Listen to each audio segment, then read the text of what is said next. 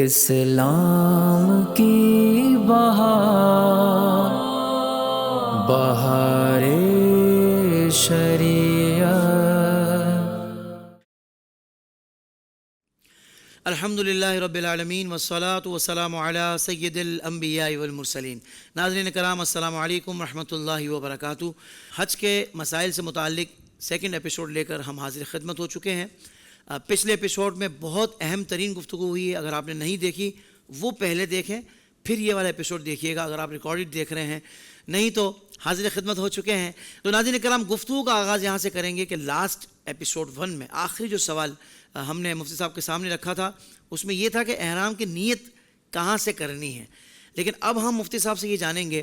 ہمارے ساتھ تشریف فرما ہے مفتی مدنی رضا صاحب۔ مفتی صاحب، پہلے آپ کو السلام علیکم ورحمۃ اللہ وبرکاتہ۔ وعلیکم السلام ورحمۃ اللہ وبرکاتہ۔ مفتی صاحب سے ہم یہ جانیں گے کہ بھائی احرام باندھنے کا طریقہ کیا ہے اور اس کی نیت کیا ہے، یہ بڑا اہم ترین سوال ہے، یہاں سے ہم آغاز کریں گے۔ جی مفتی صاحب، کیا ارشاد فرمائیے گا؟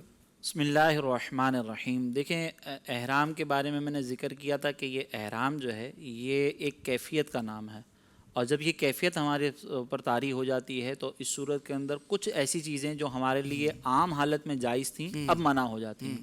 اس کو باندھنے کا طریقہ کار یہ ہے کہ مرد جو ہے وہ اب یعنی ویسے تو یہ کیفیت کا نام ہے، لیکن مجازن جو 2 بے سلی چادریں مرد پہنتے ہیں ان کو احرام سے تعبیر کر دیا جاتا ہے۔ اسی طریقے سے ہمارے یہاں پر بازار میں جو ہے وہ خواتین کے لیے بھی باقاعدہ ایک مخصوص لباس جو ہے وہ سیل آؤٹ کیا جا رہا ہوتا ہے جس کو احرام کا نام دیا جاتا ہے۔ تو در حقیقت جو ہے وہ خواتین کے لیے تو کوئی اسپیشل لباس نہیں ہے، وہ اپنے گھر کے لباس میں ہی احرام کی نیت کر سکتی ہیں۔ البتہ مرد کے لیے چونکہ بے سلا لباس پہننا ضروری ہوتا ہے اور وہ سلا ہوا لباس نہیں پہن سکتا، تو اب اس صورت کے اندر وہ 2 چادریں جو ہے وہ مرد پہنے گا۔ اب یہ 2 چادریں جو ہے یہ اگر سفید ہوں تو بہت اچھی بات ہے، وہ اختیار کر لیں۔ اور اس سے پہلے کچھ مقدمات ہیں، کچھ چیزیں ایسی ہیں جو حالت احرام میں آنے سے پہلے اختیار کر لینی چاہیے۔ اس میں پہلی یہ کہ ناخن جو تراشوا لیے جائیں، اسی طریقے سے غیر ضروری بال جو جسم پر ہوتے ہیں وہ دور کر لیے جائیں، خط وغیرہ اگر بنوانی ہوں تو وہ بنوا لیے جائیں۔ اسی طریقے سے مسواک کر کے اچھی طرح وضو کریں اور پھر اچھی طریقے سے نہا لیں، خوب صاف ستھرے ہو کر۔ یہ طریقہ کار ہے جو احرام کی حالت میں جانے سے پہلے ہمیں اختیار کرنا چاہیے۔ اور یہ حالت احرام کے لیے جو خواتین ہیں اگر وہ ان کے مخصوص دن چل رہے ہوں تو وہ بھی اس طرح کا اہتمام کریں، کیونکہ حالت احرام میں آنے کے لیے ظاہری طور پر یہ پاکی جو ہے یعنی حالت جنابت نہ ہونا یا حالت حیض میں نہ ہونا یہ ضروری نہیں ہے۔ اگر ان کے ایام بھی جاری ہیں خواتین کے تو اس میں بھی وہ احرام کی نیت کر سکتی ہیں۔ بالکل صحیح۔ لہٰذا وہ اس طریقے سے اپنے جو دیگر معاملات ہیں نہانے وغیرہ کے وہ کر لیں، باقی وہ جو دیگر آگے کے ارکان ہیں اس کے لیے پھر ہم تفصیل آگے ذکر کرتے ہیں۔ پھر اس کے بعد جو ہے وہ کپڑوں پر خوشبو لگا لیں۔ یہ حالت احرام سے پہلے کی بات کر رہا ہوں میں، کہ آپ کی جو 2 چادریں ہیں اس کے اوپر آپ اچھی طریقے سے خوشبو لگا لیں، اس کو معطر کر دیں، اور پھر حالت احرام کے بعد اگر آپ نے یعنی اس کو آپ نے پہن لیا ہوگا اور پھر آپ احرام کی نیت کریں گے تو حرج نہیں ہوگا۔ لیکن احرام کی نیت کرنے کے بعد آپ یہ خوشبو استعمال نہیں کر سکتے۔ تو یہ جو میں ذکر کر رہا ہوں یہ اس وقت ہے کہ جب یہ آپ نے نیت نہیں کی ہے اور آپ یہ چادریں پہن رہے ہیں۔ پھر اسی طریقے سے مرد جو ہے وہ 2 بے سری چادریں استعمال کرتا ہے۔ میں نے ذکر کیا کہ وہ وائٹ ہوں تو بہتر ہے، ورنہ جس رنگ کی میسر آ جائیں وہ پہن سکتے ہیں۔ دوسری بات یہ یہاں پر رکھیں کہ یہ جو 2 چادریں ہیں مرد کے لیے ان کا تولیے کی چادر ہونا یا لٹھے کی چادر ہونا بہتر ہے، اور اس میں یہ ضروری ہے کہ کوئی اتنی پتلی چادر نہ ہو کہ جس سے جو ہے وہ جسم کی رنگت چھلک رہی ہو، اور اس کو اس طریقے سے باندھنا ضروری ہے۔ جو ہم طریقہ ذکر کر رہے ہیں اب اس کو بھی اگر پیش نظر رکھ لیں تو ٹھیک ہے، لیکن اگر آپ اپنے طریقے پر بھی باندھیں تو اس طرح باندھیں کہ بے ستری نہ ہو۔ اپنے ستر کی حفاظت کرنا بہت ضروری ہے، کیونکہ یوزلی جب لوگ اس طریقے سے احرام پہنتے ہیں تو چونکہ عادت نہیں ہوتی تو وہ بے ستری کی طرف چلے جاتے ہیں۔ اب ہم جو طریقہ کار وہ ذکر کر رہے ہیں اس کا طریقہ کار بہت آسان ہے کہ آپ نے نیچے جو ہے وہ اتنی بڑی چادر آپ نے لینی ہے کہ جو ناف کے اوپر سے لے کر گھٹنوں کے نیچے تک کم از کم آپ کی جو ہے وہ ستر پوشی کر لے۔ اب وہ چادر جب آپ باندھ رہے ہو نا تو اس کو آپ پہلے اپنے الٹی جانب لے کر دیں۔ ٹھیک ہے۔ الٹی جانب لے جانے کے بعد جو اگلا حصہ ہے اس کو تھوڑا سا آگے نکال کر رکھیں، اس کا کارنر، اور پچھلے حصے کا کارنر تھوڑا سا پیچھے رکھیں۔ اس کے بعد یہ جو سائیڈ والی جگہ ہوتی ہے اس میں آپ تھوڑا سا دبائیں گے اور اس کو جب واپس لے کر آئیں گے تو یہ آپ کا جو کارنر ہے نا دونوں ایک ساتھ ہو جائیں گے، کیونکہ آپ یہاں پہ دبا رہے ہوں گے۔ اور پھر اس کے بعد اسی طرح دباؤ اور رکھنے کے بعد آپ اس کو جو ہے وہ فولڈ کریں دوبارہ واپس الٹی جانب، اور پھر اس کو ایک اور بل دے دیں۔ اور پھر اس کو جب آپ اندر کی طرف فولڈ کریں گے نا تو اس طرح آپ کا یہ احرام بہت ٹائٹ ہو جائے گا اور بے ستری بھی نہیں ہوگی. واہ. یوٹیوب پر ایسے بہت سارے آپ کو جو ہے نا وہ ٹیوٹوریل مل جائیں گے, ڈیمو مل جائیں گے, لیکن یہ سب سے ایک بہترین طریقہ ہے جس کو آپ اختیار کر سکتے ہیں. اگر آپ اس کو اختیار کریں گے تو انشاءاللہ اس میں ستر کی بھی حفاظت ہو جائے گی. پھر اوپر والی جو چادر ہے اس کے اندر یہ اتنی بڑی ہونی چاہیے کہ جب آپ اس کو کندھے پر ڈالیں تو ایک مقام جو ہے وہ یہاں پر ہو ایک کارنر, اور دوسرا مقام جو وہ گھوم کر جو ہے ادھر واپس آ سکے اس کندھے کے اوپر. وجہ اس کی یہ ہے کہ آپ جب نماز وغیرہ پڑھیں گے, جو نفل آگے ادا کرنے ہیں, وہ نفل جب آپ ادا کر رہے ہوں گے تو اس صورت کے اندر آپ نے اگر یہ گھما کے نہیں فٹ کیا ہوا ہوگا اس کو چادر کو تو یہ کھل جائے گی نماز کے اندر. تو اسی لیے اس طریقے سے آپ جو اپنی چادر کو پورا فولڈ کر لیں, اتنی بڑی چادر ہونی چاہیے. تو اب جب آپ احرام کی خریدنے کے لیے جا رہے ہوں تو چادر کا سائز بھی اس طریقے سے ناپ کر دیکھ لیں گے کہ یہ چادر میرے لیے مناسب رہے گی یا نہیں رہے گی. تو آپ اگر یہ چادر اس طریقے سے لیں گے تو انشاءاللہ آپ کو تسلی رہے گی. دوسری چیز جو یہاں پر بہت اہم ہے کہ بعض لوگ جب احرام پہنتے ہوتے ہیں نا تو جیسے ہی احرام پہنتے ہیں اس وقت سے یہ اجتباء کرنا شروع کر دیتے ہیں. تو یہ اجتباء اس وقت ضروری ہوتا ہے یا اس وقت سنت ہے جب آپ طواف کر رہے ہوں گے. ابھی سے اگر آپ اپنا کندھا کھلا رکھیں گے تو یہ اجتباء جو ہے وہ سنت نہیں ہے. تو اب آپ نے اپنے کندھوں کو ڈھانپ کر رکھنا ہے. اب اس کے بعد جو ہے وہ آپ 2 رکعتیں ادا کریں گے اگر مکروہ وقت نہ ہو تو. مکروہ وقت نہیں ہے, احرام آپ نے جہاں پہ باندھا ہے اس کے لیے پیشتر نیت کرنا بھی ضروری نہیں ہے. بس آپ نے یہ 2 لباس پہنے ہیں, یہ جو 2 چادریں پہنی ہیں, اس کے بعد اب آپ کا چونکہ ارادہ ہے آگے احرام کی نیت کرنے کا, یہ 2 رکعتیں ادا کر لیں. یہ 2 رکعتیں ادا کرنے کے بعد پھر آپ جو ہے وہ جب نیت کریں گے, جب بھی آپ نیت کریں گے تو اس میں نیت کے الفاظ بھی ذکر کر دیتا ہوں, لیکن پہلے بس یہ ذہن میں رکھیں کہ نیت اور پھر اس کے فوراً بعد تلبیہ کی ادائیگی یہ ضروری ہے. یعنی آپ نیت کریں گے اور نیت کرنے کے فوراً بعد ایک مرتبہ لبیک اللہم لبیک لبیک لا شریک لک لبیک ان الحمد والنعمت لک والملک لا شریک لک, یہ آپ نے پڑھنا ہے. جیسے ہی آپ یہ پڑھیں گے اور نیت کے بعد آپ نے یہ پڑھا تو آپ حالت احرام میں آ چکے ہیں. پھر نیت کیا کرنی ہے؟ ویسے نیت جو ہے وہ دل کے ارادے کو کہتے ہیں. آپ کے دل میں اگر ارادہ ہے کہ میں اللہ کی رضا کے لیے عمرہ کرنا جا رہا ہوں تو آپ کی یہ نیت ہو چکی ہے. اب اگر آپ صرف حج تمتع ادا کر رہے ہیں تو ابھی آپ عمرے کی نیت کریں گے. عمرے کی نیت کرنے کا طریقہ کار یہ ہے کہ آپ جو ہے وہ اس طریقے سے نیت کریں کہ اللہم انی ارید العمرۃ, کہ اے اللہ میں ارادہ کرتا ہوں عمرے کا, فیسرھا لی, تو اسے میرے لیے آسان فرما, وتقبلھا منی, اور اسے میری جانب سے قبول فرما. نویت العمرۃ واحرمت بھا مخلصا للہ تعالی, میں عمرے کی نیت کرتا ہوں اور اس کے ساتھ اپنے آپ کو محرم کرتا ہوں اللہ تبارک و تعالیٰ کی رضا کے لیے خالص ہوتے ہوئے. اور اس نیت کے بعد آپ نے لبیک اللہم لبیک جو تلبیہ ہے وہ پڑھنی ہے. یہ ایک مرتبہ پڑھنا ضروری ہے. جب آپ یہ کر لیں گے تو اب آپ حالت احرام میں آ چکے ہیں. اور یہ نیت کرتے وقت ایک چیز ضرور ذہن میں رکھیں کہ اگر آپ نے سر پہ کوئی چیز پہنی ہوئی ہے, ٹوپی ہے یا امامہ ہے, تو وہ نیت سے پہلے آپ اتار لیں, کیونکہ نیت کرنے کے بعد یہ پہننا آپ کے لیے جائز نہیں ہوگا. صحیح. اچھا مفتی صاحب, اگر کسی وجہ سے احرام خراب ہو جائے تو کیا اسے تبدیل کیا جا سکتا ہے؟ وجوہات کس طرح کی ہو یہ بھی بتا دیں. اچھا, ہمارے یہاں پر ہے نا بعض اوقات یہ کنفیوژن بہت زیادہ رہتی ہے. لوگ یہ سمجھتے ہیں کہ 2 چادریں اگر میرے اوپر سے اتر گئی نا تو گویا کہ میں حالت احرام سے باہر چلا گیا. یہ 2 چادریں اترنے سے حالت احرام سے کوئی باہر نہیں ہوتا. لہذا اگر کوئی نہانا بھی چاہتا ہے اور ان 2 چادروں کو اپنے جسم سے جدا کر دیتا ہے اس میں کوئی حرج نہیں ہے. اب یہ اگر حالت احرام میں آپ موجود ہیں اور یہ 2 چادریں آپ کے اوپر کوئی خراب ہو چکی ہیں, اس پہ کوئی گندگی لگ گئی ہے, یا مثال کے طور پر آپ کے سب کو بچے وغیرہ تھے اس کی وجہ سے کوئی ناپاکی ہو گئی ہے, اب آپ اس کو تبدیل کرنا چاہ رہے ہیں, تو یا کوئی سالن وغیرہ بھی گر گیا بالفرض اور آپ کو جو ہے وہ اس کے اندر کیفیت نہیں بن پا رہی, وہ آپ کی کیفیت کی راہ میں رکاوٹ بن رہا ہے, تو آپ اس کو بالکل تبدیل کر سکتے ہیں. اس سے حالت احرام پہ کوئی فرق نہیں پڑتا. صحیح, اس میں کوئی حرج نہیں ہے, کیونکہ حالت احرام حالت کا نام ہے, کیفیت کا نام ہے, ان 2 چادروں کا نام نہیں ہے حقیقتاً. اچھا, احرام کے حوالے سے یہ بھی ارشاد فرما دیں, آج کل جو ٹیوبلر احرام یعنی جدید مسئلہ ہی کہلائے گا کہ جس میں احرام میں سلائی تو کوئی نہیں ہوتی مگر نیچے کی چادر نا راؤنڈ کر دی جاتی ہے جس سے نارملی تہمت وغیرہ جو ہوتی ہے, تو کیا ٹیوبلر احرام کی فقہا اجازت دیتے ہیں فی زمانہ؟ دیکھیں, یہ ٹیوبلر احرام جس ساخت پہ بنا ہوا ہے نا وہ اگرچہ سلا ہوا لباس تو نہیں کہلائے گا, لیکن یہ سلے ہوئے لباس سے ایک تو مشابہت رکھتا ہے اور پھر اس کے بعد جو وہ دوسری خرابیوں کی طرف انسان بڑھ سکتا ہے. اس لیے بہتر ہے کہ اس طرح کے احرام سے اجتناب کریں, اور جو طریقہ کار ہمارے یہاں پر رائج ہے اس کو اچھے انداز سے آپ جو ہے وہ پہن لیں, اور پہننے کے بعد آپ اسی میں عمرہ ادا کریں. لیکن بالفرض اگر کہیں پہ ایسا لگتا ہے کہ یار میں اگر وہ تہبند باندھوں گا اور اس سے بے ستری ہو جائے گی اور پھر اس کو کوئی وقتی طور کے لیے استعمال کر رہا ہے تو اس سے دم لازم نہیں آئے گا, لیکن یہ ناپسندیدہ عمل ہے, اس سے اجتناب کرنا چاہیے. بالکل ٹھیک ہے. قبلہ آپ ذرا پابندیوں پہ آ جاتے ہیں کہ احرام میں مرد اور خواتین کے لیے کن کن چیزوں کی پابندی کرنا ضروری ہے؟ اچھا، اس حوالے سے پہلے میں وہ پابندیاں ذکر کر دیتا ہوں جس میں مرد اور عورت دونوں کو لحاظ کرنا ضروری ہے. جیسے کچی خوشبو کا استعمال ہے، یہ نہیں کر سکتے. جیسے مثال کے طور پر الائچی ہے، یہ کچی خوشبو ہے. یا اور کوئی ایسی ہو جاتی ہے کہ اوپر سے کوئی خوشبو ڈال دی ہے، جو کوئی بعض اوقات سوپ وغیرہ میں اوپر سے اگر کوئی ملا رہے ہیں تو یہ استعمال نہیں کی جا سکتی. ٹھیک ہے. پکی ہوئی خوشبو کا استعمال ہو سکتا ہے. جیسے کھانے وغیرہ کے اندر اگر یہ الائچی وغیرہ یا لونگ وغیرہ پکا لی جاتی ہے اور اس کو پکانے کے بعد کھانے میں استعمال کیا جا رہا ہے، اس میں کوئی حرج نہیں ہے، وہ کر سکتے ہیں. ٹھیک ہے. اسی طریقے سے زوجین کا آپس میں ایک دوسرے کو بشہوت چھونا یہ منع ہوتا ہے. اسی طرح طواف کے دوران ہمیں اس مسئلے کے اندر احتیاط کرنی چاہیے، یہ جو زوجین والا معاملہ ہے، کیونکہ بعض اوقات ہمارے یہاں پر جب خواتین کے ساتھ ہم اپنے گھر کی جو محارم ہوتی ہیں، جو زوجہ وغیرہ ہوتی ہیں، اس کے ساتھ جب طواف کرتے ہیں نا تو یوں پروٹوکول کے ساتھ چل رہے ہوتے ہیں. تو اس میں کوشش کریں کہ اپنا ہاتھ جو ہے وہ دور رہے. آپ صرف ان کو پروٹیکٹ کریں، ہاتھ ٹچ نہ کریں، تاکہ یہ والے مسئلے سے جو ہے وہ ہمیں پرابلم نہ ہو. پھر اس کے بعد جو ہے وہ بال یا ناخن وغیرہ کاٹنا، یہ بھی حالت احرام میں منع ہوتا ہے اور اس کی وجہ سے صدقہ یا دم لازم آ سکتا ہے. اچھا، اس میں اگر مثال کے طور پر ناخن پہلے سے ہی ٹوٹا ہوا ہے اور اب وہ آپ کو پرابلم کر رہا ہے تو اس کو صرف الگ کر دینا، اس میں کوئی پرابلم نہیں ہے.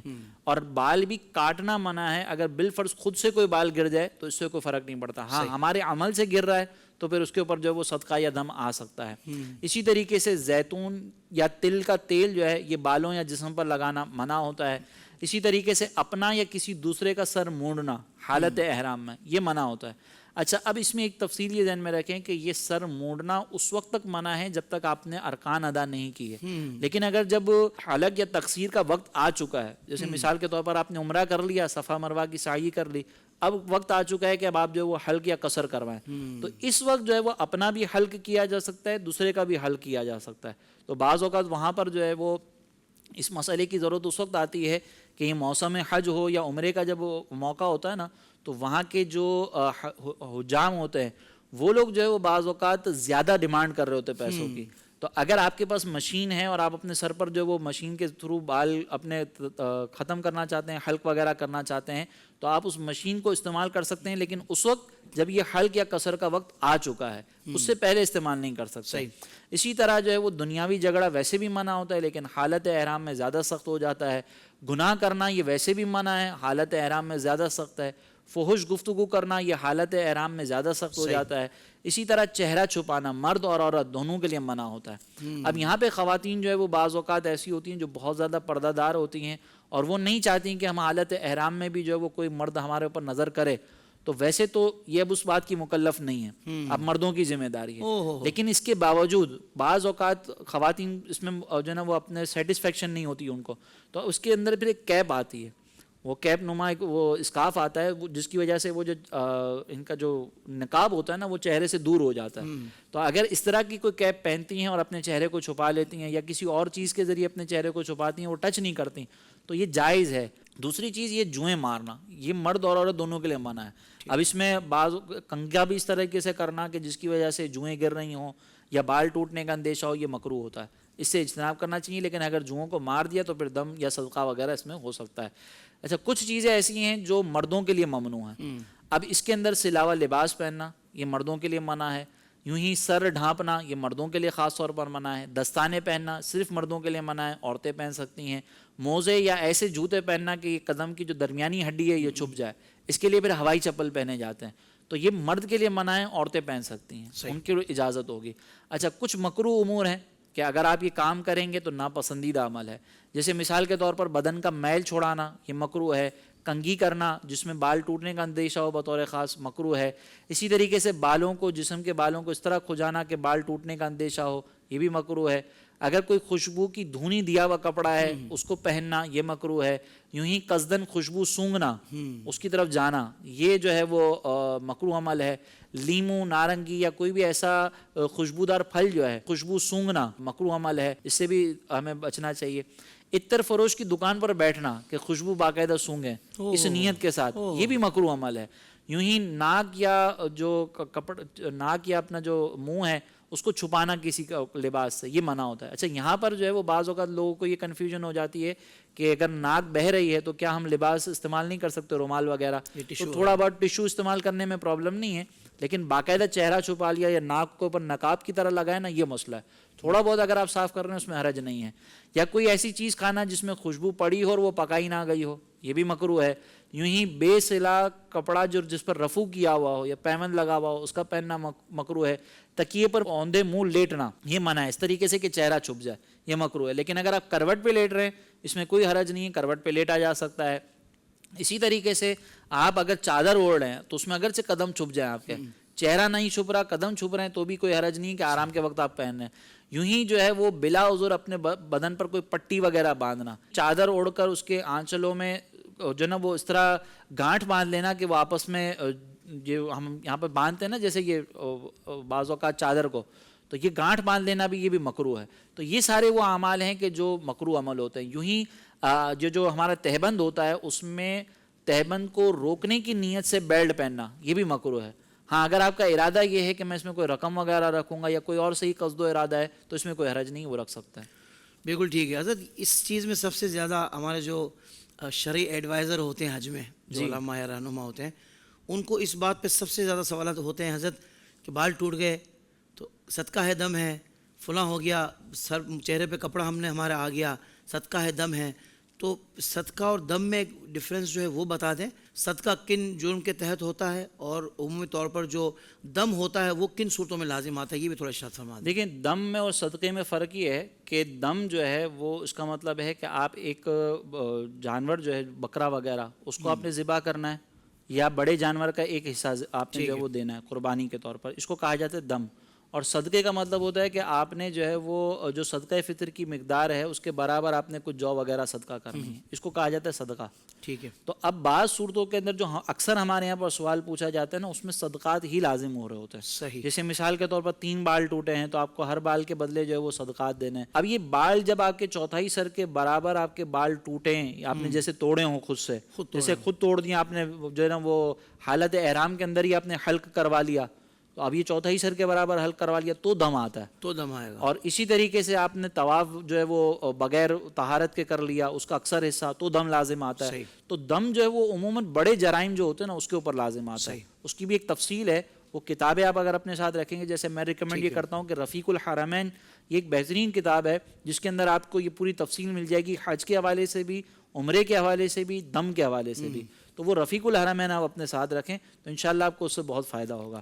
اور اس کے علاوہ فتاوی حج و عمرہ ہے، آپ اس کا مطالعہ کریں، یہ بھی ایک بہترین کتاب ہے۔ آپ اس کا مطالعہ کریں گے نا تو اس میں کافی سارے سوالات اسی طرح کے کہ کس پر دم ہے، کس پر صدقہ ہے، حج میں ہمیں کیا امور سر انجام دینے چاہیے، تو وہ انشاءاللہ آپ کے لیے بہت بینیفیشل ہوگا۔ تو یہ 2 کتابیں تو ضرور اپنے ساتھ سفر میں رکھیں۔ باقی صدقات جو ہے یہ چھوٹی چھوٹی چیزوں کے اوپر لازم ہوتے رہتے ہیں، تو اس کے حوالے سے پھر آپ وہ پوچھ لیا کریں۔ یہ جب میں نے ذکر کیا ہے نا کہ اس میں یہ جرائم ہم نے نہیں کرنے، اس میں جب تک یہ جرم ہلکی نوعیت کا ہوگا آپ سمجھ لیں کہ اس میں صدقہ دینا ہے۔ صحیح۔ یہ جتنی بھی میں نے چیزیں ذکر کی ہیں، اگر اس کی خلاف ورزی ہے، ہلکی نوعیت کی ہے، تو اس میں آپ کو صدقہ دینا ہوگا۔ مفتی صاحب اتنا مبارک سفر ہے، ظاہر بات اپنے وطن سے نکل رہے ہیں، یا تو عمرے کی نیت ہے، پھر عمرے کے بعد آگے حج بھی ہے، کیا کیفیت ہونی چاہیے، کیا انداز ہونا چاہیے؟ پھر ذہن میں آتا ہے کہ یار کون سے اذکار ایسے ہیں جو اس سفر میں پڑھنے چاہیے، شامل کرنے چاہیے، اختیار کرنے چاہیے؟ دیکھیں یقیناً یہ سفر تو بہت مبارک ہے، اور اس سفر کے آغاز سے پہلے جو میں نے تقوی والی آپ کو ذکر کیا تھا کہ تقوی والی تیاری، اس میں سب سے اہم چیز جو ہے نا وہ ریاکاری سے بچنا، اس کو اپنے پاس لازمی طور پر اس وقت خیال کرنا بہت ضروری ہے، کیونکہ اب آپ جب روانہ ہو رہے ہیں نا تو یہ وہ وقت ہے کہ جس میں اب آپ یہ چاہیں گے کہ لوگوں کو پتہ چلے، لوگوں کو معلومات ملے، لوگ جو ہے وہ اس کے بارے میں کچھ جانیں کہ میں سفر اختیار کر رہا ہوں۔ تو یہ لمحہ ایسا ہے کہ جس میں آپ نے اپنا نیت کو خالص رکھنا ہے۔ دوسرا اب آپ نے یہ غور کرنا ہے کہ میں مجرم بن کر جا رہا ہوں اور اپنے گناہ بخشوانے کے لیے جا رہا ہوں، کیونکہ اس سفر کا خالص مقصد یہی ہوتا ہے کہ ہم اس سفر کے اندر اپنے حقوق اللہ اور حقوق العباد کی معافی کے لیے جا رہے ہیں، اللہ کی رضا کے حصول کے لیے جا رہے ہیں۔ تو جب آپ اس کیفیت کے ساتھ جا رہے ہوں گے، اس سوچ و فکر کے ساتھ جا رہے ہوں گے، تو یہ کیفیت اور سوچ و فکر آپ کو وہ جو ہم نعتوں میں پڑھتے ہیں نا کہ چلا ہوں ایک مجرم کی طرح میں جانب طیبہ، تو آپ مجرم بن کر جائیں۔ اور مجرم جو جاتا ہے نا وہ کیفیت کے ساتھ جاتا ہے، وہ اپنے گناہوں کا اعتراف کرتے ہوئے جاتا ہے، وہ پریشان نظری کے ساتھ نہیں جاتا. تو گھر سے پہلے تو اس کیفیت کے ساتھ نکلیں. پھر رستے بھر آپ کوشش کریں کہ دیکھیں ہر وقت یہ کیفیت بنی رہے, ضروری نہیں ہوتا, لیکن کوئی ایسا کام کرنا کہ جس کی وجہ سے آپ کی کیفیت بالکل ہی ختم ہو جائے, اس سے اجتناب کریں. جیسے رستے بھر بہت زیادہ ہنسنا, آپ پلین کے اندر جو وہ باہر کے نظارے اس طریقے سے دیکھنا کہ آپ کی توجہ بالکل ہی اس طرف چلی جائے, آپ یہ سوچنا ہی بھول جائیں گے میں کس مبارک سفر ہوں. پھر اس کیفیت کو بنانے کے لیے میں نے جیسے کہا تھا کہ اپنے پاس نعتیں ڈاؤن لوڈ کر کے رکھیں, تو وہ نعتیں جتنا ہو سکے آپ سنتے رہیں تاکہ کیفیت بنے. پھر اس سفر کے اندر جو سب سے زیادہ مبارک ذکر ہے جو آپ نے کرنا ہے وہ تلبیہ ہے اور درود پاک ہے. واہ واہ یہ ذکر آپ کا اس سے بڑھ کر اس سفر کے اندر کوئی ذکر ہے ہی نہیں. اس میں کثرت سے آپ تلبیہ پڑھتے رہیں, کثرت سے آپ درود پاک پڑھتے رہیں, اور اس کیفیت کے ساتھ آپ جائیں گے تو انشاءاللہ جب آپ مکہ مکرمہ پہنچیں گے تو وہاں پر پہنچنے کے بعد آپ کو احساس ہوگا کہ ہاں میں واقعتاً اب ایسے مقام پر پہنچ چکا ہوں کہ جہاں پہ مجھے خوف بھی ہے اور امید بھی ہے. اور پھر اس خوف اور امید کے عالم میں انشاءاللہ جب آپ مکہ مکرمہ میں داخل ہوں گے تو یہ کیفیت پھر آپ کو ایسی یاد رہے گی کہ انشاءاللہ بار بار اس کیفیت کو حاصل کرنے کے لیے تڑپتے رہیں گے کہ کاش میں دوبارہ مدینہ منورہ جاؤں, مکہ مکرمہ جاؤں. سبحان اللہ. اچھا مفتی صاحب, اب اتنا لمبا سفر کر کے اپنے شہر سے اپنے وطن سے چلے ہیں, مکہ مکرمہ شریف تو پہنچ گئے, ہوٹل میں ظاہر بات ہے بندہ پہلے پہنچتا ہے.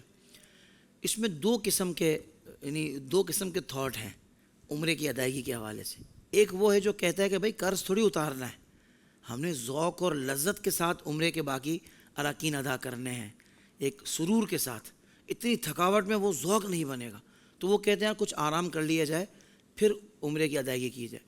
اور کچھ احباب ہوتے ہیں وہ کہتے ہیں نہیں بھائی جلدی سے احرام کی پابندیوں سے آزاد ہونا ہے, بس ہم فریش ہیں, بس چلو بھائی ابھی کرتے ہیں. پھر وہ جیسے تیسے کر کے بھی بعض اوقات عمرہ پورا کرتے ہیں, کیونکہ پیچھے سفر ہے, بشری تقاضے کے تحت بندہ تھک جاتا ہے.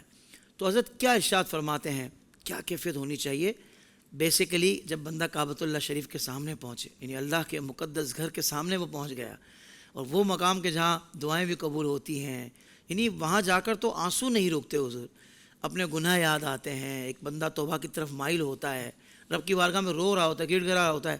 کیفیت کیا ہونی چاہیے حضور, یہ بتائیے.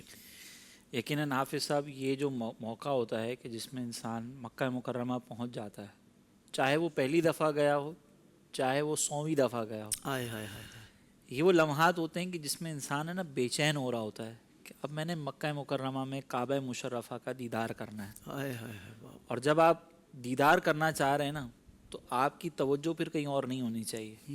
اس کے لیے یہ والا جو طبقہ ہے نا جو کہتا ہے کہ ہمیں قرض نہیں اتارنا, اس کا موقف زیادہ مضبوط ہے. صحیح. کیونکہ وہ جو دوسرا ہے نا جو یہ کہہ رہا ہوتا ہے کہ بھائی جلدی سے احرام کی پابندیوں سے باہر آ جائیں, کہیں جرم نہ ہو جائے, کہیں یہ نہ ہو جائے, کہیں اور مسئلہ نہ ہو جائے, وہ در حقیقت اس پابندی سے باہر نکلنا چاہ رہا ہوتا ہے, اور وہ کیفیت کے اوپر توجہ نہیں دے رہا ہوتا. وہ صرف اس بات پہ توجہ دے رہا ہوتا ہے کہ میں آزاد ہو جاؤں کسی طریقے سے. وہاں پہ آپ آزاد ہونے کے لیے تو گئے ہی نہیں ہے نا, وہاں پہ تو آپ اللہ تعالیٰ کی محبت میں گرفتار ہونے کے لیے گئے. کیا کہنے, اگر آپ آزاد ہونے کے لیے جا رہے ہیں تو پھر تو آپ اسی طرح کی کیفیت کے ساتھ جائیں گے. اور پھر ایسے افراد جو ہے وہ بعض اوقات آپ ادھر آ کر جملے سنیں گے نا تو وہ بھی کہتے ہیں کہ یار پہلا جو عمرہ تھا نا بڑی تھکن میں تھے تو اتنا مزہ نہیں آیا, بعد میں مزہ آیا. جی یہ بھی ہوتا ہے. یعنی جب آپ عمرہ ادا کر رہے ہیں اور اس کے جواب میں آپ آنے کے بعد یہ کہہ رہے ہیں کہ پہلے عمرے میں مجھے مزہ نہیں آیا, تو اس میں قصور حضرت عمرے کا نہیں تھا, قصور آپ کا تھا کہ آپ جو ہے وہ پہلی دفعہ اتنے جذبے کے ساتھ چلے گئے کہ آپ نے نہ اپنے ذوق کا خیال کیا نہ آرام کا خیال کیا. صحیح. اس میں ہونا یہ چاہیے کہ آپ جلد بازی کے اندر نہ جائیں, آپ آرام سے وہاں پر اپنے ہوٹل میں ٹھہریں, کچھ دیر آرام کر لیں, نیند کر سکتے ہوں تو نیند کر لیں. میرا اپنا ایک طریقہ کار یہ ہوتا ہے کہ میں بعض اوقات اگلے دن بھی چلا جاتا ہوں, کہ آپ کی فلائٹ جس دن ہے آپ اس دن آرام کریں اور اگلے دن جائیں. سبحان اللہ. کیونکہ اس کی کیفیت ہی الگ ہوتی ہے. اب آپ جب جا رہے ہوں گے نا تو آپ کے اوپر کوئی تھکاوٹ نہیں ہوگی, آپ کی توجہ کامل طور پر اس جانب ہوگی کہ اب آپ جو ہے وہ کعبہ مشرفہ کا دیدار کرنے جا رہے ہیں. واہ واہ واہ. یہ پہلا دیدار ایسا پر کیف ہوتا ہے کہ اس کے اندر کوئی چاہے نہ چاہے پتھر دل ہوگا جو شاید روئے نا. باقی جو ایسا ہوتا ہے نا وہ جا کے وہ کہتا ہے کہ کعبے پہ پڑی جب پہلی نظر, کیا چیز ہے دنیا بھول گیا, یوں ہوش و خرد مفلوج ہوئے, دل ذوق کے تماشا بھول گیا. تو یہ وہ کیفیت ہوتی ہے. تو اس میں بہت جلد بازی کرنے کی حاجت نہیں ہے. ہمارا مشورہ یہی ہے کہ آرام کر کے جائیں. اور جب آپ جا رہے ہو نا تو وہاں پر دیکھیں اطراف میں بہرحال عمارتیں بہت خوبصورت ہیں, ہوٹلز بہت اچھی بنی ہوئی ہیں, مختلف جگہ کے لوگ آئے ہوئے ہوتے ہیں جن کو آپ نے پہلے کبھی نہیں دیکھا ہوتا. تو ان کی طرف توجہ کرنے کی بجائے آپ صرف اللہ کی بارگاہ میں گڑ گڑاتے ہوئے مجرم کی طرح حاضری کے توجہ کریں. اور نگاہوں کو جھکاتے ہوئے جائیں. پھر جب آپ مسجد حرام کے قریب پہنچیں تو نبی کریم علیہ الصلوۃ والسلام کا طریقہ کار یہ تھا کہ سرکار مدینہ صلی اللہ علیہ وسلم باب السلام سے تشریف لے جاتے تھے. یہ باب السلام جو ہے وہ آپ وہاں پر معلوم کر لیجئے گا ویسے، لیکن جب آپ مسجد حرام کی طرف جاتے ہیں تو وہاں پہ آپ کسی سے معلوم کر لیں کہ نبی کریم علیہ الصلوۃ والسلام کی جائے ولادت کس طرف ہے. صحیح. وہ جائے ولادت کے بالکل سامنے ہی صفا مروہ کی طرف سے یہ داخلے کا جو نا وہ مقام ہے جہاں سے انسان اندر داخل ہوتا ہے. وہاں سے آپ جائیں اور جانے کے بعد پہلے کوشش کریں کہ آپ کی نگاہیں نیچے ہوں، آپ چلتے ہوئے آپ کی کعبہ مشرفہ پر نظر نہ پڑے. کوشش یہ کریں. اور جب آپ کو ایک پراپر ایک کونا مل جائے نا کہ جہاں پر آپ کھڑے ہو سکتے ہیں، اور وہاں پر کھڑے ہونے کے بعد آپ تسلی ہو گئی کہ اب مجھے کوئی ڈسٹرب نہیں کرے گا، اب پھر اپنی نگاہوں کو کعبہ مشرفہ کی طرف لے کر اور یہاں تک لبیک کا ورد بھی چل رہا تھا. یہاں پر لبیک کا ورد بھی چلتا رہے. صحیح. یہاں پر اپنی کیفیت، اپنے گناہوں کو یاد کرنا بھی چلتا رہے. اپنی قسمت پر رشک بھی آنا چاہیے کہ میں جس خاص مقصد کے لیے پہنچا تھا یہاں پر اب وہ گھڑی آنے والی ہے. اللہ اکبر. اور جب آپ وہاں پر تسلی کر کے ایک جگہ پر کھڑے ہو جائیں نا، اب آپ نے کعبے پر نظر ڈالنی ہے. سبحان اللہ. یہ وہ گھڑی ہے، اس کے بارے میں بزرگ کہتے ہیں کہ کعبہ مشرفہ پہ پہلی اور گنبد خضرا پہ آخری، یہ کیفیت بھری گھڑی ہوتی ہے. جب آپ کی نظر ڈال رہی ہے کعبے پہ پہلی نظر اور گنبد خضرا پہ آخری نظر، یہ انتہائی پر لطف ہوتی ہے. اس میں انسان کا ذوق جو ہے نا وہ اعلیٰ درجے پر ہوتا ہے. صحیح. اور اس وقت میں اگر آپ کوئی دعا مانگتے ہیں یہ اللہ کی بارگاہ میں قبول ہوتی ہے. اگر آپ کو یاد رہے تو آپ وہاں پر یہ دعا مانگیں کہ یا اللہ میں جو جائز دعا مانگوں میرے حق میں بہتر ہو تو اس کو قبول فرما.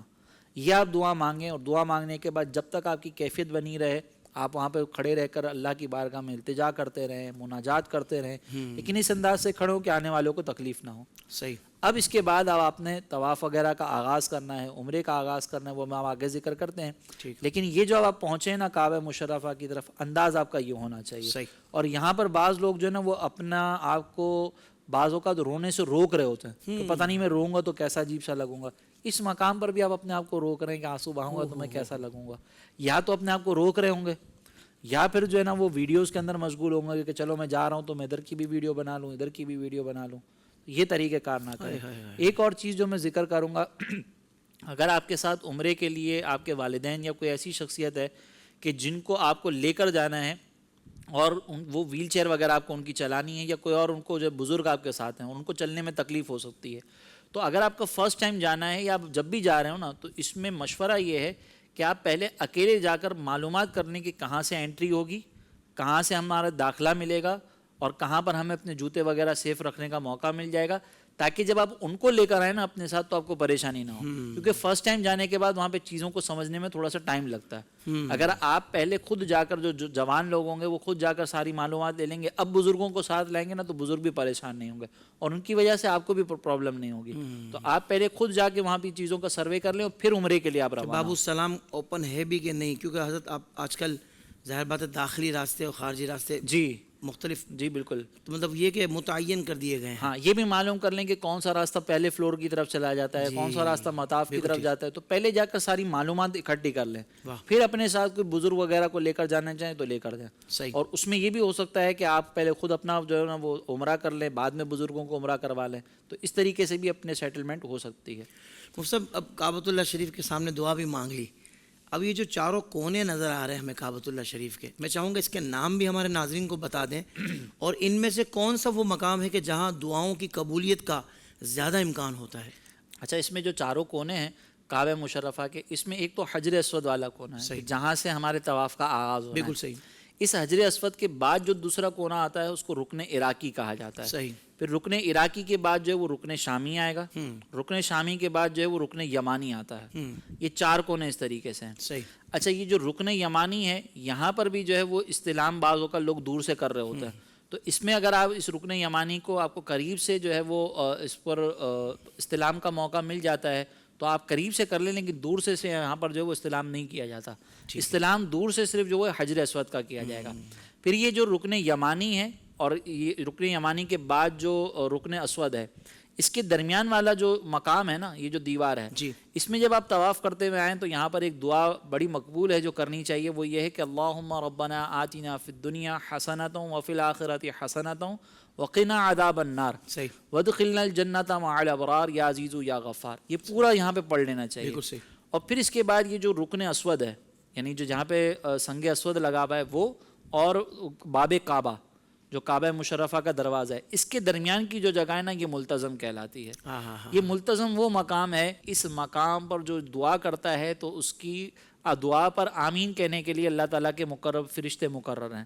تو یہاں پہ دعاؤں کی قبولیت کے زیادہ چانسز ہیں۔ اگر آپ کو قریب جانے کا موقع مل جائے بغیر کسی کو تکلیف دیے تو ہونا تو یہی چاہیے کہ آپ اس ملتزم سے چمٹ کر آپ دعا کریں، لیکن آپ اگر تکلیف کسی کو پہنچ رہی ہو تو آپ جتنا اس کے قریب جا سکتے ہیں آپ چلے جائیں بغیر کسی کو تکلیف دیے، اور پھر آپ انشاءاللہ بغیر کسی کو تکلیف دیے جتنا قریب سے دعا کریں گے تو انشاءاللہ یہ فضیلت آپ کو مل جائے گی۔ یہ وہ خاص مقام ہے کہ جہاں پہ دعائیں بہت زیادہ قبول ہوتی ہیں۔ صحیح ہے، لیکن یہ کہ احرام کی حالت میں وہاں لپٹنے سے گریز کرنا ہے کہ احرام خوشبو بہت لگی ہوتی ہے۔ احرام کی حالت میں تو آپ پورے کعبہ مشرفہ پہ چونکہ خوشبو لگی ہوئی ہوتی ہے تو اس کو ہاتھ بھی نہ لگائیں دوران طواف۔ حالت احرام نہ ہو تو پھر آپ لگا سکتے ہیں۔ بالکل صحیح ہے۔ مفتی صاحب میں چاہوں گا کہ عمرے کی ادائیگی کا آسان طریقہ کہ جس کو سن کر ہمارے جو ناظرین ہیں، جو زائرین ہیں مکہ شریف ہیں، حرم شریف ہیں، جب وہ عمرے کا قصد کریں تو ان کے لیے یہ ویڈیو بہت زیادہ معاون ثابت ہو جائے، تو تھوڑا سا تفصیل کے ساتھ عمرے کا آسان طریقہ اس کی ادائیگی کا ارشاد فرمائیں۔ دیکھیے اس میں میں نے خلاصتاً پہلے یہ عرض کیا تھا کہ عمرے میں جو ہے وہ آپ نے احرام باندھنا ہے، طواف کرنا ہے، طواف کے بعد 2 رکعتیں ادا کرنی ہیں، صفا مروہ کی سعی ہے، اور پھر اس کے بعد حلق یا قصر ہے۔ یہ تو مکمل ہمارا عمرے کا بنیادی خاکہ ہے۔ صحیح۔ لیکن اس میں اب طواف کا طریقہ کار جو ہے وہ میں عرض کروں کہ جب آپ باب السلام سے اگر آپ کو موقع مل جائے اور آپ اندر آئیں تو اندر آنے کے بعد آپ نے سب سے پہلے یہ متعین کرنا ہے کہ حجر اسود کس طرف ہے۔ حجر اسود کو تعین کرنے کے لیے اگر آپ بالکل حجر اسود کو دیکھ سکتے ہو تو بہت آسان ہے کہ آپ اس کو دیکھ کر اس کی سمت میں کھڑے ہو جائیں، لیکن اگر آپ حجر اسود کو نہیں دیکھ سکتے تو پھر اس کے بالکل محاذات میں جو وہ گرین لائٹ لگی ہوئی ہوتی ہے بالکل بیک سائڈ پر، تو آپ گرین لائٹ کی محاذات میں آ جائیں۔ یہ گرین لائٹ بالکل حجر اسود کے مقابل میں، یہاں سے آپ کے طواف کا آغاز ہونا ہے۔ تو آپ یہاں پر پہلے کھڑے ہوں کعبہ مشرفہ کی طرف منہ کر کے اور طواف کی نیت کریں گے سب سے پہلے۔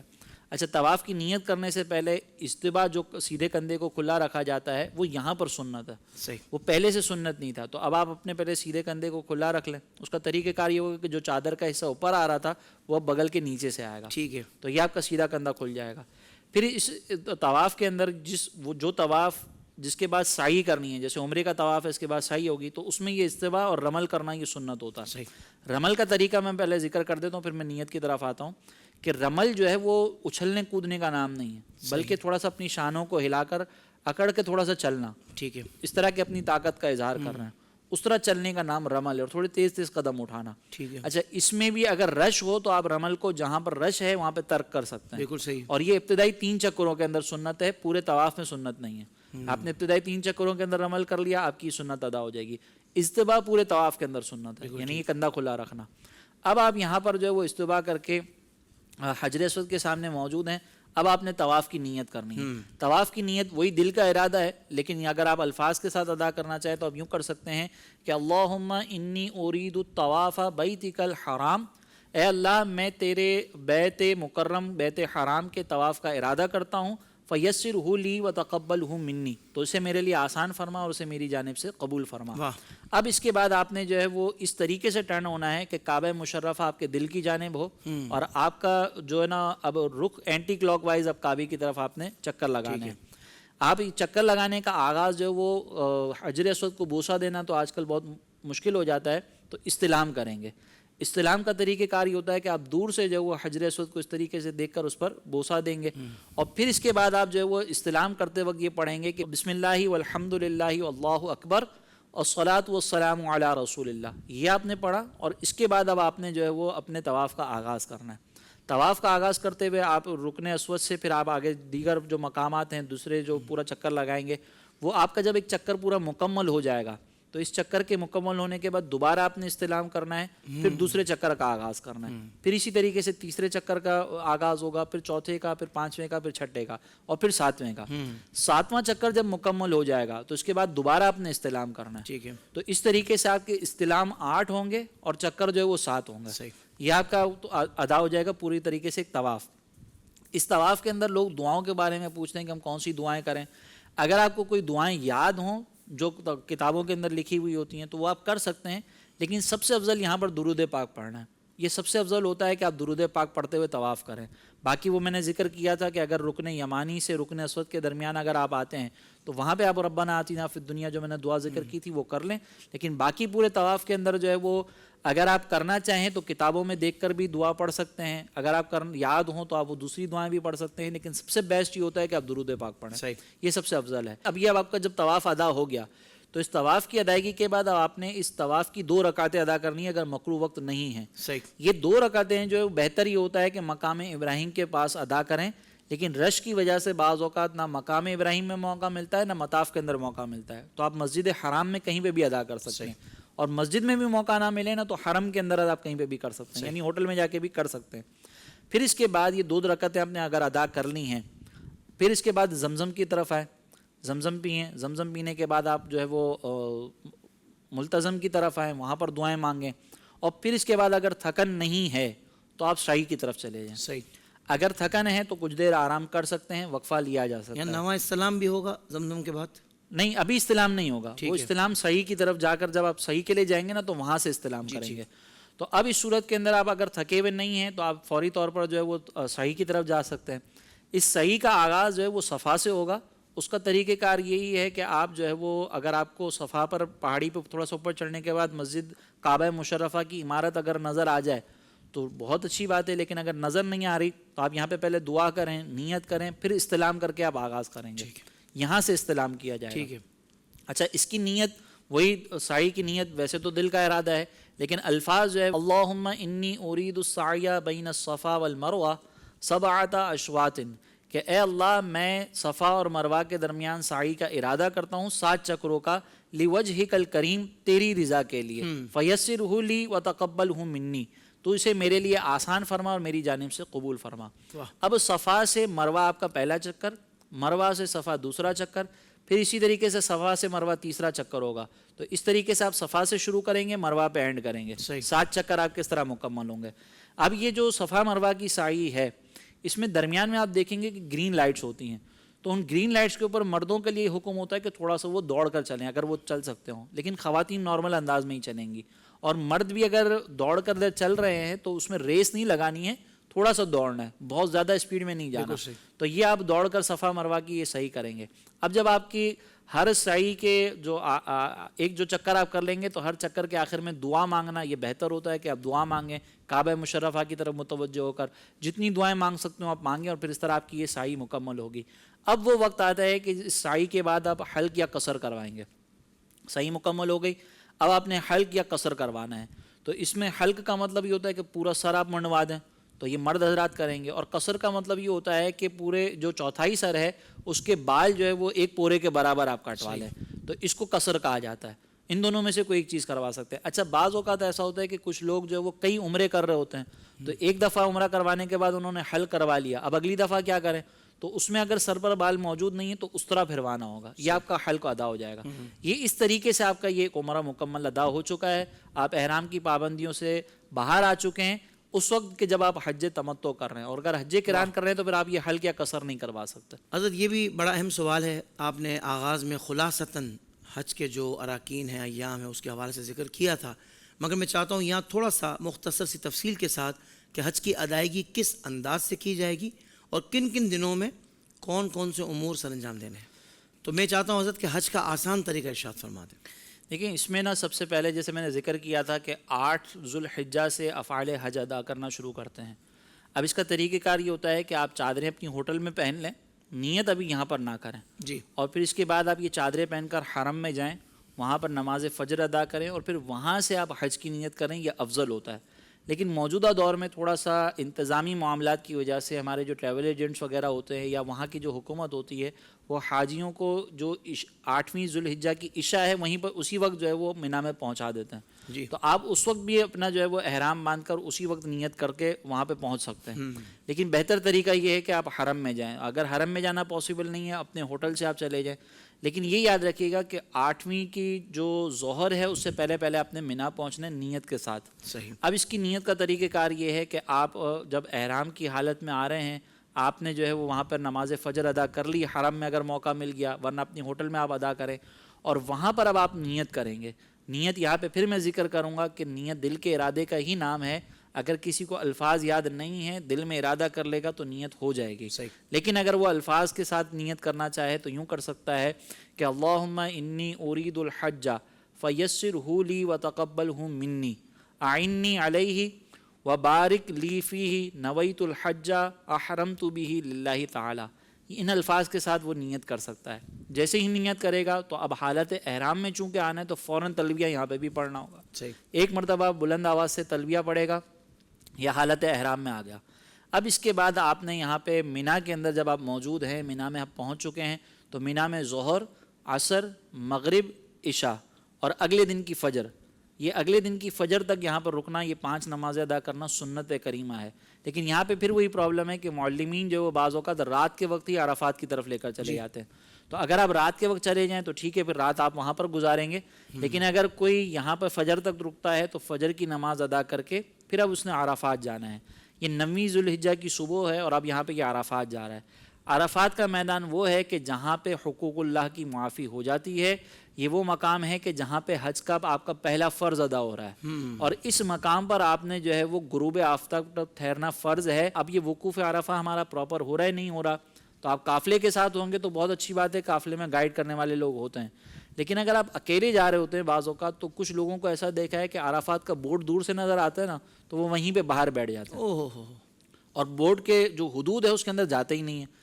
تو اب یہ اگر آپ حدود کے اندر جائیں گے نہیں تو آپ کو تو فرض ہی ادا نہیں ہوگا. تو اسی لیے عرفات میں پہنچ کر یہ یقین دہانی کرنا ضروری ہے کہ ہم عرفات کے میدان کے اندر موجود ہیں. باہر اگر بیٹھے رہیں گے فرض ادا نہیں ہوگا. آپ اپنے جو خیمہ ہے وہیں پر بیٹھ کر آپ ذکر و اذکار کرتے رہیں، وہیں پر دعائیں کرتے رہیں. پھر یہ جو عصر سے لے کر مغرب تک کا جو وقت ہے یہ وہ وقت ہوتا ہے کہ جس میں بطور خاص دعائیں قبول ہوتی ہیں. اس وقت کے اندر آپ کو اگر موقع میسر آئے تو آپ کھلے آسمان کے نیچے رہ کر دعائیں مانگیں کثرت سے پورے وقت کے اندر. پھر اس کے بعد جیسے ہی غروب آفتاب ہوگا تو اب آپ نے 10ویں شب لگ چکی ہے. اس 10ویں شب میں جیسے ہی غروب آفتاب ہوا ہے مغرب کی نماز پڑھے بغیر آپ مزدلفہ کی جانب جائیں گے. جب آپ مزدلفہ میں پہنچیں گے تو وہاں پر عشاء کے وقت کے اندر مغرب اور عشاء دونوں ادا کریں گے. اس کا طریقہ کار یہ ہوگا کہ پہلے اقامت دی جائے گی، اب آپ نے مغرب کی نماز ادا کی، پھر اس کے بعد اب آپ نے عشاء کی نماز ادا کی، پھر اس کے بعد مغرب کی سنتیں ادا ہوں گی اور اس کے بعد عشاء کی جو سنتیں اور وطر ہیں وہ ادا ہوں گے. اور پھر یہ پوری رات جو ہے وہ مزدلفہ کے اندر آپ گزاریں گے. یہاں پہ کنکریاں تلاش کر لیجئے گا. کنکریاں آپ کو اس لیے کام آئیں گی، یہاں پہ عموماً جو ہے وہ گورنمنٹ کی طرف سے ڈال بھی دی جاتی ہیں، تو آپ یہ کنکریاں یہاں پہ تلاش کریں کیونکہ آپ کو آگے جا کر رمی کرنی ہے. اور رمی کس طرح سے کرنی ہے کہ پہلے دن جو ہے وہ آپ ایک جمرے پہ رمی کریں گے اور دوسرے دن تیسرے دن آپ جو ہے وہ تینوں جمرات پہ کریں گے. تو اس حساب سے آپ کاؤنٹنگ کر لیں کہ کتنی کنکریاں مجھے چاہیے ہوں گے اور اس سے کچھ زیادہ ہی لے لیں. اور کنکریاں لینے کے بعد اس کو تھوڑا سا پاک کر لیں تاکہ ناپاک اگر کنکریاں ہوتی ہیں تو اس سے مکروہ ہے اس طرح سے رمی کرنا، تو اس کو پاک کر لیں اور ایک بوٹل کے اندر جمع کر لیں. اب یہ آپ کی پوری رات یہاں پر گزرے گی. جیسے ہی فجر کا وقت ہوگا فجر کی نماز اول وقت میں پڑھ کر اب آپ مینا کی طرف آئیں گے. مینا میں آنے کے بعد آپ کے ہاتھ میں اگر کوئی سامان وغیرہ موجود ہے اور آپ اس کو رکھنا چاہ رہے ہیں اپنے خیمے میں تو آپ رکھ لیں، بہتر ہوتا ہے. پھر اس کے بعد آپ رمی کے لیے جائیں گے. رمی کے لیے جیسے ہی آپ پہنچیں گے وہاں پہ آپ نے آج پہلے جمرے پر جو بڑا شیطان جو کہلاتا ہے جمرۃ الکبریٰ اس پر آپ نے جو ہے وہ رمی کرنی ہے. اس پر رمی کرتے ہوئے 7 کنکریاں اس طرح مارنی ہیں کہ آپ بسم اللہ اللہ اکبر کہہ کر کنکری کو پھینکیں گے. اور یہ اگر اس دائرے کے اندر بھی چلی جاتی ہے نا تو آپ کا یہ رمی کا فریضہ ادا ہو جائے گا. تو اس دائرے میں جانا کافی ہے. اچھا وہاں پر کوئی اور دوسری چیز آپ اس کو نہ ماریں کہ آپ ادھر جو ہے نا بعض اوقات دیکھا گیا کہ وہ چپل بھی اٹھا کے مار رہے ہیں، برا بھلا بھی کہہ رہے ہیں، الٹے سیدھے الفاظ بھی ادا کر رہے ہیں. یہ شرعی طور پر جائز نہیں ہے. وہاں پر صرف کنکریاں مارنی ہے، اللہ کے محبوبوں کی ادا کرنی ہے، اپنی طرف سے اس میں کوئی چیز ایڈیشن نہیں کرنی ہے. تو اسی لیے صرف کنکری تک محدود رہیں. پھر کنکری مارنے کے بعد آپ واپس دوبارہ اپنے خیمے میں آئیں گے. پھر آپ اس کے بعد جو ہے وہ ان کو آپ کے جو معلم وغیرہ ہیں ان کو آپ بتائیں کہ بھئی ہماری رمی ہو چکی ہے، اب آپ قربانی کر دیں. آپ کو جیسے ہی اطلاع مل جاتی ہے کہ آپ کی قربانی ہو چکی ہے اب آپ جو ہے وہ یہاں پر حلق وغیرہ کروا سکتے ہیں. حلق کروانے کے بعد ہو سکے تو آج ہی آپ طواف زیارہ بھی کر لیں اور طواف زیارہ کرنے کے بعد آپ جو ہے وہ اپنی سعی وغیرہ کر کے آپ کا یہ حج ادا ہو جائے گا. اب اس کے بعد آپ نے کرنی ہے 11 اور 12 کی رمی اور اس 11ویں اور 12ویں رمی کے اندر آپ کو جو ہے وہ مینا کے اندر زیادہ وقت گزارنا یہ سنت کریمہ ہے. تو آپ اس میں اب اپنے نارمل کپڑوں کے اندر مینا میں جو ہے وہ قیام کریں گے. پھر 11ویں کو جو رمی آپ نے کرنی ہے وہ 11ویں کی ظہر کے وقت سے آپ کریں گے. رات میں رمی کرنا یہ بلا وجہ اس میں تاخیر نہیں کرنی چاہیے. ہاں اگر خواتین ساتھ ہیں، بچے ساتھ ہیں اور رش کی وجہ سے ان کے لیے کوئی تکلیف دہ معاملہ ہو سکتا ہے تو وہ رات میں کر سکتے ہیں، کوئی بزرگ وغیرہ ہیں، لیکن نارملی نہیں کر سکتے، تو غروب آفتاب سے پہلے پہلے رمی کر لیں. پھر اس کے بعد جو ہے وہ اگر آپ 12ویں ذوالحجہ کے غروب آفتاب سے پہلے پہلے وہاں سے نکل جاتے ہیں تو 13ویں کی رمی کرنا یہ مستحب ہے. یہ آپ کا مکمل جو ہے وہ حج یہاں پر آ کر ادا ہو جائے گا. آپ کی قربانی وغیرہ سارے معاملات بالکل مکمل طریقے سے آپ کا یہ فریضہ ادا ہو سکتا ہے اس میں. صحیح. مفتی صاحب یہ تو آپ نے حج کا مکمل طریقہ بیان کر دیا. دو باتیں میں اسپیشلی اس حوالے سے پوچھنا چاہتا ہوں کہ ایک تو قربانی کا جو اس سال ہم نے سنا ہے کہ گورنمنٹ نے اپنے ذمہ لیا ہے کہ بھائی مکمل طور پر وہ نسک ایپ کے ذریعے وہ قربانی کریں گے. اچھا وہاں ترتیب کا لحاظ ان کے ہاں ضروری نہیں ہے، وہ کہتے ہیں کہ بھائی ہم ترتیب کا مسئلہ ان کے ہاں نہیں ہے. ہاں فقہ حنفی کے ہاں تو ترتیب کا معاملہ ہے.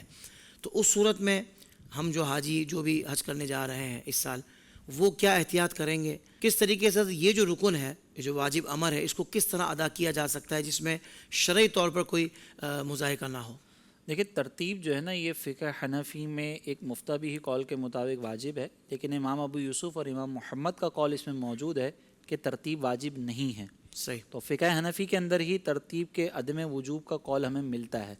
اور آج کے دور میں چونکہ یہ مجبوری ہے تو اس کے اندر جو ٹائم آپ کو دیا گیا ہے گورنمنٹ کی طرف سے کہ اس ٹائم تک جو ہے آپ کی قربانی ہو جائے گی، یا نسک پر آپ کو نوٹیفیکیشن آ جاتی ہے کہ آپ کی قربانی ہو گئی، تو آپ اس ٹائم کا یا اس نوٹیفیکیشن کا لحاظ کر لیں، آپ کی ذمہ داری اس پہ ساقط ہو جائے گی. اگر ترتیب فوت بھی ہوئی ہوگی تو دوسرا قول ایک موجود ہے.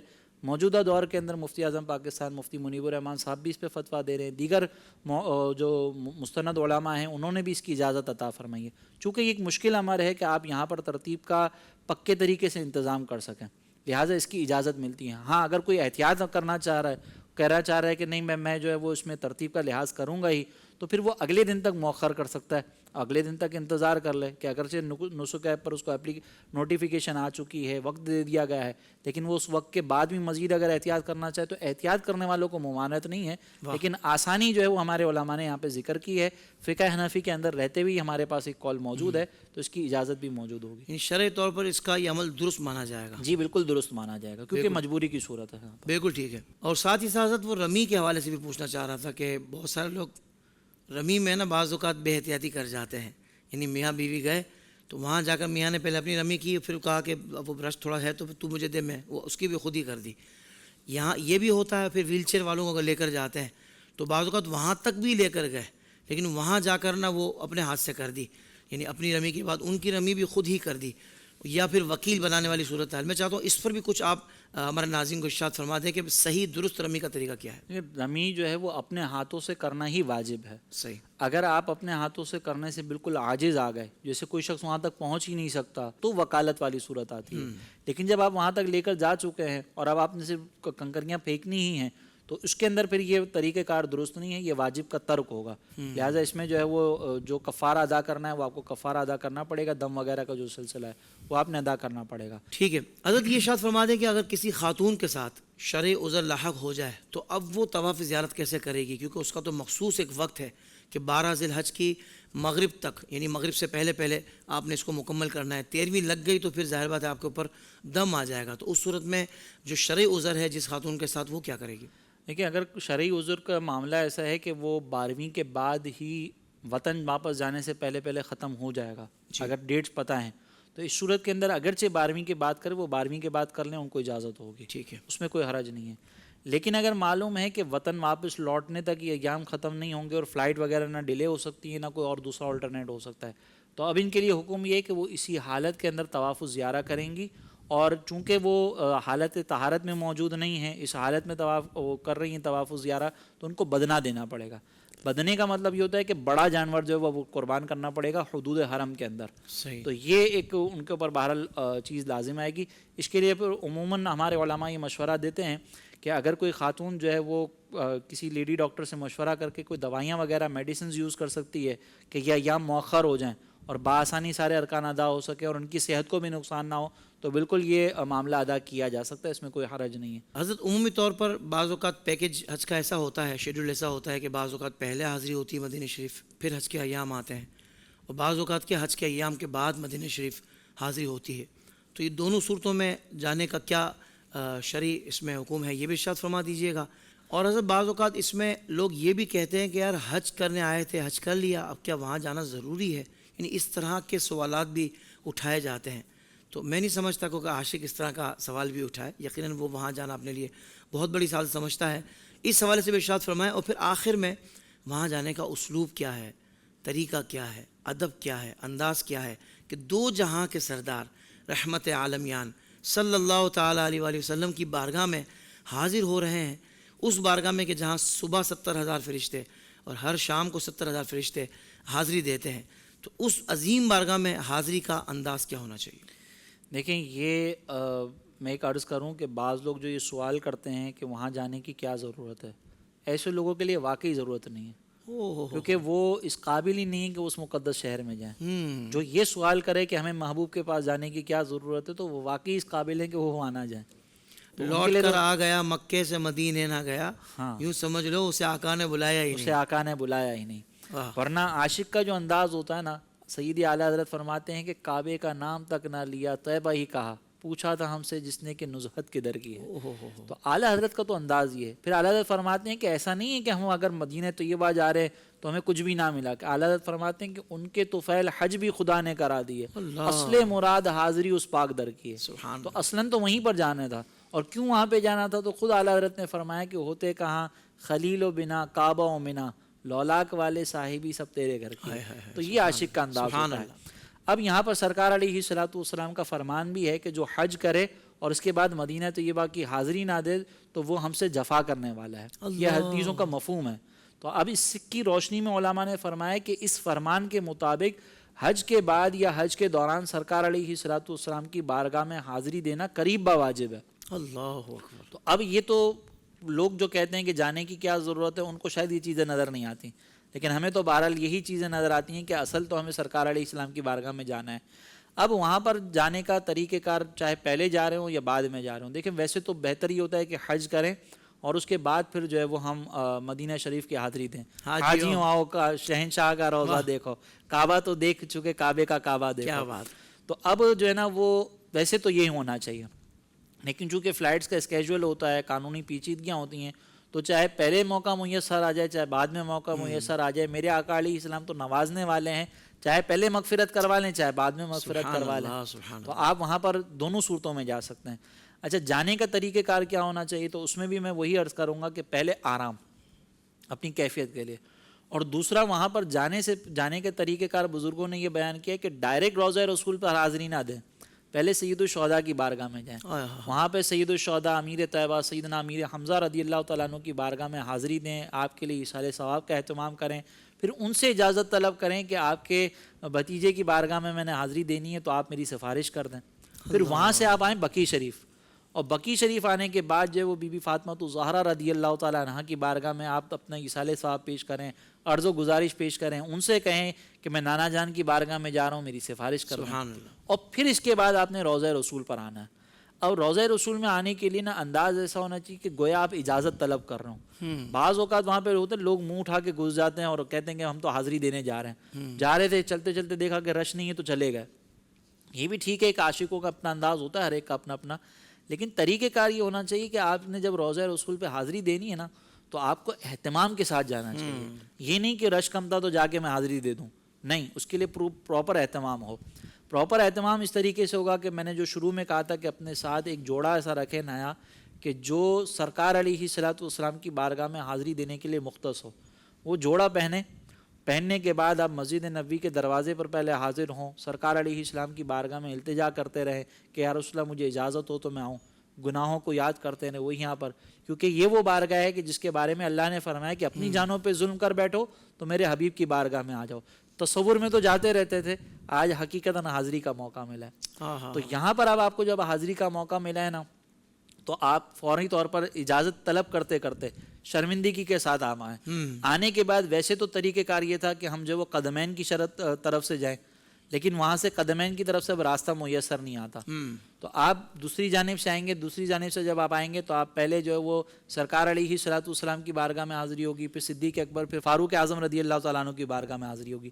تو اس طریقے سے آپ اس ترتیب سے آئیں گے جو باب السلام کہلاتا ہے. تو آپ وہاں سے جب آ رہے ہوں گے تو اپنی نگاہوں کو جھکاتے ہوئے آئیں موبائل فون خدا رو ہوٹل میں چھوڑ کر آئیں. واہ واہ. وہاں پر یہ وہ مقام نہیں ہے کہ وہاں پہ آپ ویڈیو بناتے رہیں. بعض اوقات وہاں پہ اتنے دل خراش مناظر دیکھے گئے ہیں کہ لوگ گھروں پر ویڈیو کال کر رہے ہوتے ہیں, سامنے بے پردہ خواتین موجود ہوتی اللہ ہیں اللہ اللہ. اور وہ سب کو نظارہ کروا رہے ہوتے ہیں, اور اس طرح جو وہ بارگاہ رسالت میں چلا چلا کے کہہ رہے ہوتے ہیں کہ نظر آ رہا ہے تمہیں, نظر آ رہا ہے. یہ طریقہ کار وہاں کا نہیں ہے. وہاں پہ تو اپنی آوازوں کو پست کرنا تھا, وہاں پہ تو اپنی نگاہوں کو جھکانا تھا, وہاں پہ تو مجرم بن کے جانا تھا. ایک ہاتھ میں چپل ہے حضرت, ایک ہاتھ میں موبائل ہے. یہ حاضری کا انداز ہے. یہ حاضری کا انداز کہیں سے بھی ادب والا نہیں ہے. اللہ اللہ اللہ. پھر آپ وہاں پر جائیں تو وہاں پر اگر آپ کو کھڑے رہنے کا موقع مل جائے, ویسے تو بہت مشکل ہوتا ہے کیونکہ وہاں پہ جو افراد موجود ہوتے ہیں وہ فوراً آپ کو جو ہے وہاں سے ہٹاتے ہیں. اگر موقع مل جائے تو بہت اچھی بات ہے, نہ ملے تو آپ سرکار علیہ السلام کی بارگاہ میں کچھ دیر سیکنڈز کے لیے آپ قیام کر کے اسألک الشفاعۃ یا رسول اللہ درود پاک پڑھیں, سلام کریں اور پھر شفاعت فوراً طلب کر لیں. سبحان اللہ. اس کے بعد جیسے ہی آپ آگے بڑھیں گے صدیق اکبر کی بارگاہ میں ہیں, پھر فاروق اعظم کی بارگاہ میں, ان دونوں صاحبین کو آپ جو ہے وہ سلام عرض کریں, ان سے آپ جو ہے وہ دعائیں جو مانگ سکتے ہوں, اور پھر ہو سکے نا تو پیٹھ کو جو ہے وہ جانب روضہ انور نہ کریں بلکہ دوسری جانب کرتے ہوئے آپ نکلیں باہر. اور وہاں پر آپ کسی سے الجھنے کی ضرورت نہیں, کسی سے لڑنے کی ضرورت نہیں ہے. آپ اپنے انداز سے چلیں, کوئی آپ کو کسی طرح کی بھی بات کر رہا ہو نا, آپ اس کو جواب دینے کی حاجت کسی کے چیخنے کا سبب بھی نہیں بننا ہم نے, کسی کے چیخنے کا سبب بھی نہیں بننا اور خود بھی چلانا نہیں ہے. بہت اچھا. تو بہت ادب کے ساتھ آپ وہاں سے نکل آئیں باہر. اگر آپ کو کہ کہہ رہے ہیں یہاں پہ نہیں کھڑے رہنا تو فوراً آ جائیں. یہ کہ کم ہے کہ ہم لمحے بھر کے لیے سرکار علیہ السلام کی بارگاہ میں حاضر ہو گئے, تو یہ لمحہ آپ کو میسر آ گیا بہت ہے. پھر اس کے بعد آپ گنبد خضرا کی طرف بیٹھے ہیں, آپ بعد میں مسجد نبی میں حاضر رہیں, لیکن یہ جو لمحہ ہے نا اس کو یکسوئی کے ساتھ آپ حاضری دیں, اور اس لمحے کو آپ سمجھ لیں کہ یہ وہ لمحہ ہے کہ جس کے بارے میں سرکار علیہ السلام نے فرمایا کہ من زارا قبری وجبت لہو شفاع, کہ جس نے میری قبر کی زیارت کی اس کے لیے شفاعت واجب ہو گئی. تو کیا اس سے بڑھ کر آپ کو انعام ملے گا کہ سرکار علیہ السلام کی شفاعت آپ کو میسر آ رہی ہے, روضہ رسول پر حاضری ہو رہی ہے. اللہ تعالیٰ ہمیں بار بار یہ موقع میسر فرمائے. آمین آمین آمین. سب بہت شکریہ, آپ نے وقت عطا فرمایا, بڑی خوبصورت گفتگو ہوئی. میں سمجھتا ہوں کہ ایک بہترین حج تربیت نشست الحمدللہ IDS کے تحت حج آج یہاں پر منعقد ہوئی ہے, اسے حج کلاس بھی کہتے ہیں, تربیتی نشست. تو مفتی صاحب بہت شکریہ آپ کا, اللہ پاک آپ کو خوب جزائے خیر عطا فرمائے. اللہ پاک آپ کو مجھے بار بار حج بیت اللہ کی سعادت عطا فرمائے, حج مبرور کی سعادت عطا فرمائے, اور جو دیکھ رہے ہیں اللہ کرے ان کو بھی یہ سعادت کے لمحات بار بار میسر آئیں. آپ سب کا بہت شکریہ. انشاءاللہ اگلے پروگرام میں ایک اور ٹاپک کے ساتھ پھر آپ سے ملاقات ہوگی. تب تک کے لیے اجازت. اور میں چاہوں گا کہ اپنے دوست احباب سے جو جا رہے ہیں اس سفر کے لیے, آپ ضرور ان سے یہ 2 ایپیسوڈز ان سے لنکس شیئر کریں. ہو سکتا ہے کہ وہ یہ مکمل حج تربیتی نشست جب IDS کے ذریعے لیں تو وہ وہاں جا کر آپ کے لیے خصوصی دعائیں کریں کہ آپ نے بہت پیارا ہمیں یہ ایک نشست کلاس آپ نے دے دی تربیتی, تو جس سے ہمیں بہت فائدہ ہوا. ہو سکتا ہے آپ کے لیے بخشش کا سامان بن جائے. اللہ تعالیٰ ہم سب کو عمل کی توفیق عطا فرمائے. جزاک اللہ خیرہ. السلام علیکم ورحمۃ اللہ وبرکاتہ.